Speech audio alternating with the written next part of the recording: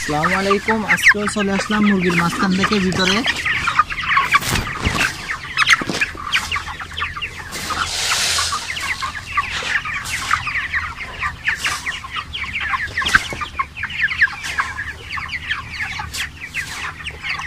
এগুলো কি করছেন আপনি?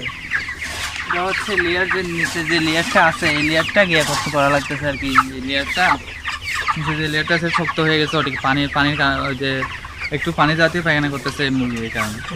এটা কি মানে এরকম হয়ে যায় কেন?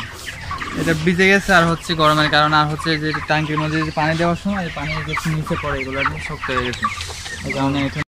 আসসালামু আলাইকুম। আমরা বরাবর মতো আবার চলে আসলাম পোলট্রি মুরগির ফার্মে, কক্সবাজার পোলট্রি ফার্ম। আমরা এখানে দেখতেছি কাজ করতেছে সাকিব ভাই। এটা কি করতেছেন ভাই? লেয়ারটা একটু শক্ত হয়ে গেছে, একটু নেড়ে ছেড়ে দিচ্ছে আর কি, যাতে শুকায় যায় তাড়াতাড়ি।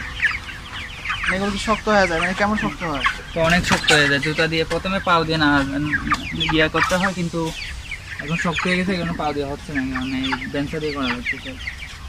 এটা লোহার বেচা না? একটু দর্শকদেরকে বলেন কিভাবে করবো, এই কিভাবে হয় এগুলো? এগুলো হচ্ছে যে অতিরিক্ত পানি আর যে পটি করে, তো এই পটিগুলো যদি পানি জাতীয় হয় তাহলে শক্ত হয়ে যায় আর কি, ভিজতে ভিজতে অবস্থা হয় পানির কারণে।